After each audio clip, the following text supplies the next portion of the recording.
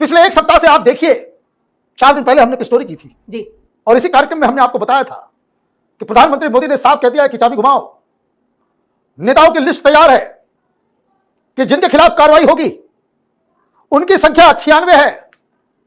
कांग्रेस से 24, टीएमसी से 19, शिवसेना से 8, बीजेडी से 6, आरजेडी से 5, बीएसपी से 5, समाजवादी पार्टी से 5, टीडीपी से 5, आप से 3, आईएनएलडी से 3, वाईसीपीआर से 3, सीपीएम से 2, एनसी से 2, पीडीपी से 2, एआईडीएमके से 1, एमएनएस से 1, बीआरएस से 1 और एसबीएसपी से 1 और भारतीय जनता पार्टी से 2।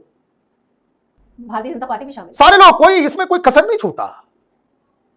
आपने क्या समझ लिया है? क्या आप नेता हैं तो आपको छूट मिल जाएगी?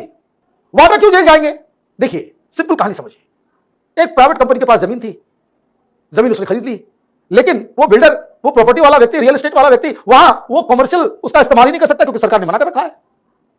तो जीजा जी ने पकड़ा कि मुर्गे को मिल गया, मुर्गा इधर आओ, एक काम करो, हमको बेच दो। मेरी सरकार है, हुडा चीफ मिनिस्टर है, उसको जो एक फोन गांधी परिवार से जाएगा, वो जो तुम्हारा एग्रीकल्चर लैंड है वो कमर्शियल यूज के लिए इस्तेमाल हो जाएगा। तो यही काम किया।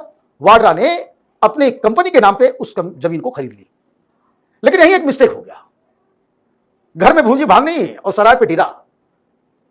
जिस कंपनी ने, वाड्रा की जिस कंपनी ने इस जमीन को खरीदी, उसके बैंक अकाउंट में मात्र 1 लाख रुपया था और जो जमीन की कीमत थी वो 7.5 करोड़ रुपया। इस कंपनी के पास स्टैंप पेपर खरीदने की भी का भी पैसा नहीं था।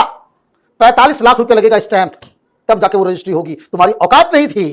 तुम्हारी कंपनी के ऑन पेपर, औकात तो बहुत है, ऑन पेपर आपके पास उसके स्टैंप पेपर को खरीदने की ताकत नहीं थी। आपने ये काम करवा दिया और बैंक में अकाउंट में 1 लाख रुपया है और आपने 7.5 करोड़ रुपए का चेक बना करके दे दिया।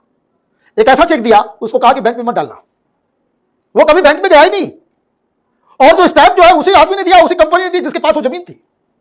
अब जमीन ट्रांसफर हो गया, जमीन ट्रांसफर हो गया और उसके बाद फिर क्या होता है? जैसे ही ट्रांसफर हुआ, कोई कहता है 1 दिन में पूरा सरकार जो है ऊपर से नीचे हिल गई, इसको कॉमर्शियल और रेजिडेंशियल उसका इस्तेमाल करने की इजाजत मिल गई। और जैसे ही इजाजत मिली, आपने इसे डीएलएफ को बेच दिया।